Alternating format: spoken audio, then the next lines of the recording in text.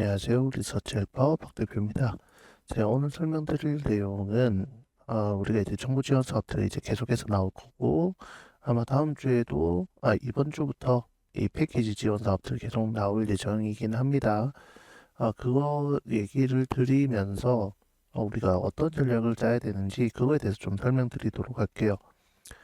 중앙정부 예산과 지방자치단체 예산들이 확정되어 있습니다.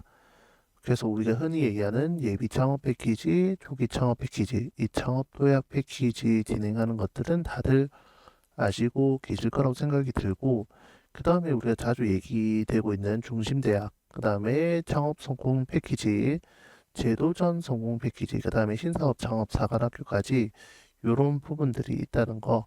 그리고 제가 이제 타부처 사업이라고 얘기하는 이런 사업들이 있는데, 여기 앞에 보시면 지금 다 창업진흥원이라고 되어 있는 사업들이 있죠. 근데 여기 오른쪽에 보시면 예술경영지원센터, 국민체육진흥공단, 한국콘텐츠진흥원 이렇게 이제 주관 기관이 다르죠. 이런 부분들 때문에 해당 사업들이 교차해서 지원받을 수 있는 그런 사업이긴 합니다. 그래서 요거에 대해서는 나중에 한 번 더 설명을 드리도록 하고, 관련된 이제 관광이나 농업이나 이런 내용들도 다 있습니다. 그리고 이제 창업성장기술개발 올해 좀 사업이 바뀌었죠. 이런 내용들이 있기 때문에 이런 내용들 좀 정리해서 제가 설명드리도록 할게요.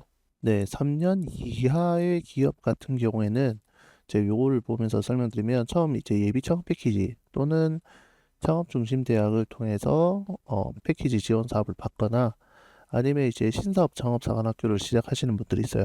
그래서 여기에서 시작하는 부분들이 첫 번째 받는 거고, 이게 인건비 지원을 해주는 메인 사업이기 때문에 맨 처음 요 사업부터 시작하게 됩니다. 그러면 이거 사업이 끝나는 시점, 지금 이제 최종 성과 공유하고, 그리고 이제 올해 사업 준비하시는 예비 창업 패키지 수혜기업들, 그분들 같은 경우에는 이 초기 창업 패키지로 지원받는 방법이 있고, 또는 청년 창업 사관학교로 지원받는 방법이 있습니다. 요거 두 개를 같이 받을 수는 없기 때문에 요거 또는 이거 이렇게 선택해야 되는 거고, 반대로 이런 관광 벤처나 스포츠 초기, 그다음에 콘텐츠 엑셀 같은 사업을 지원받는 방법도 있어요. 이렇게 하는 이유는 이 초기 창업 패키지 받고 그다음에 우리가 2년 후반쯤에 받을 수 있는 사업이 없습니다. 그렇기 때문에 이런 타 부처 사업을 지원받는 방법이 있어요. 반대로 타 부처 지원 사업들을 먼저 받고 다시 초기 창업 패키지나 청년 창업 사관학교로 넘어가는 방법들이 있습니다. 그래서 이런 트랙을 잘 설정해서 지원 사업을 준비해 주시면 되고, 우리가 지금 앞으로 나올 사업에 대해서는 이 초기 창업 패키지든 청년 사업 사관학교든 그다음에 여기 스포츠 창업 지원이든 모든 지원 사업들 다 써서 신청하시고 그 중에 이제 선택되는 거 선정되는 사업을 먼저 협약하고 그 다음에 내년에 다음 사업으로 넘어가는 그 과정들을 만들어 주시면 됩니다. 그리고 이제 3년차 이상 됐을 때는 이 창업성장 기술개발 이 디딤돌 사업을 진행해 주시면 되는데, 이런 사업들을 인건비 지원해 주는 메인 사업이기 때문에 이걸 먼저 준비해 주시고요. 그 다음에 아래쪽에 있는 서브 사업들, 유관기관에서 창업 지원해 주는 프로그램이나 아니면 시제품 개발, 그 다음에 혁신 바우처 같은 사업들을 지원받으면서 시제품을 더 고도화한다거나 아니면 신규로 개발한다거나 이런 과정들을 좀 만들어 주실 필요가 있습니다. 우리가 인건비 지원 사업을 꼭 지원받아야 되는 이유는 사실 인건비 지원이 부담되기 때문에 이런 내용들을 통해서 좀 혜택을 받아야 된다고 제가 설명을 드리고 있어요.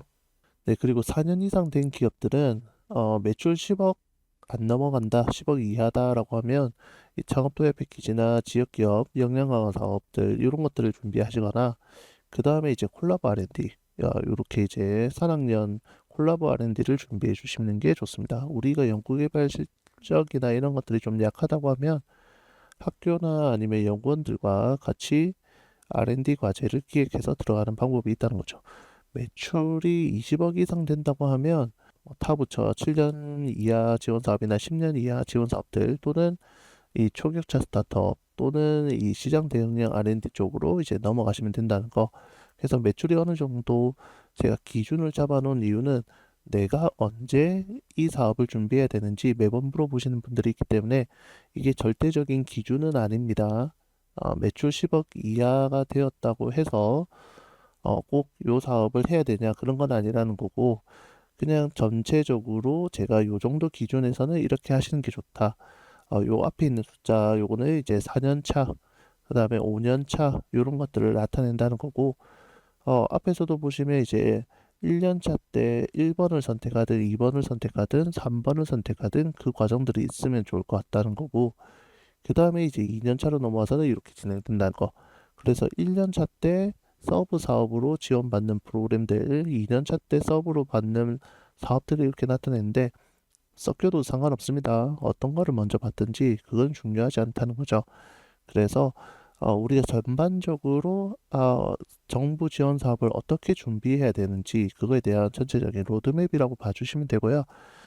이렇게 진행하시다 보면 매년 1억 원 이상의 지원금을 받으면서 우리가 인건비도 어느 정도 해결하고 시제품도 개발하고 그 다음에 그거를 팔로 할 수 있는 이런 여러 가지 형태를 정부 지원 사업을 통해서 조금 성장할 수 있는 그 계기가 될 수 있지 않을까 생각하고 있습니다. 네, 이상으로 리서치해버 박 대표였습니다.